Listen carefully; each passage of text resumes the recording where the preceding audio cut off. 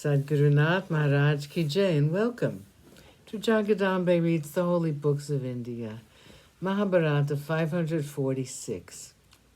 As you may remember, Bhishma was talking about the great king.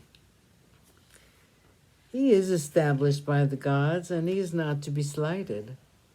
This is the reason why the world cannot command him, but he can command the world. This is why the multitude has to obey his words of command, though he is like anybody else. Yudhishthira, what are the principal duties of the subjects? Bhishma, their first duty is to elect a king and perform his coronation. For the sake of the treasury, the subjects should give 1/50th of their animals, and precious metals, and 1/10th part of their grains.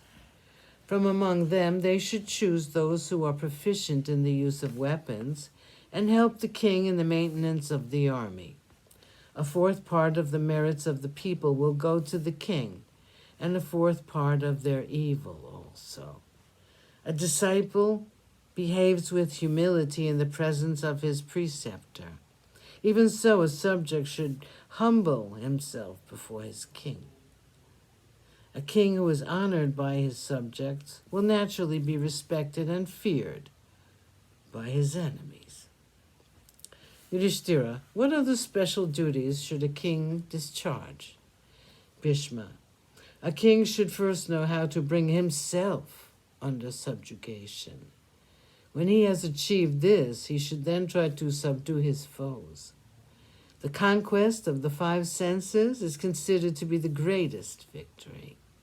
It is only such a king that is capable of conquering his enemies. A king should have an immense number of soldiers in his forts, cities, frontiers, and all important spots. A king's thoughts, actions, decisions, and spies should be kept secret from everyone, especially the enemy. His spies should look like imbeciles, or they should seem as though they are blind and deaf. They should be capable, and they should be wise. The king should ascertain that before employing them. They should be hardy, able to bear privations like cold, heat, and hunger.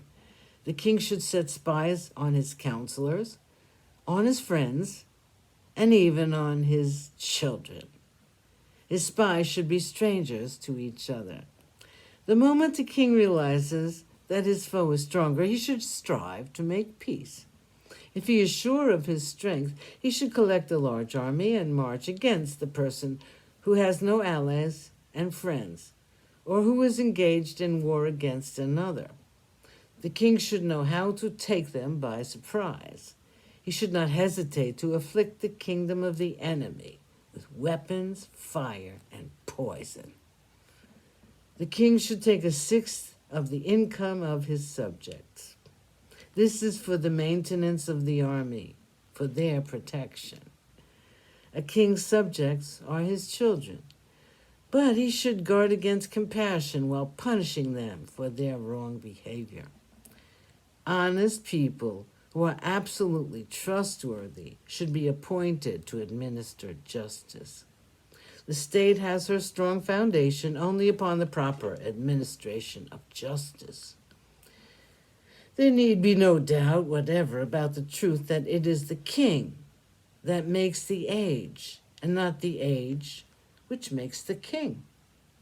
When a king rules, relying entirely and strictly on the science of chastisement, Krita Yuga or Satya Yuga, the foremost of ages, is said to set in. Righteousness is prevalent during Krita Yuga. Unrighteousness does not even exist then. The earth yields crops without even waiting to be tilled.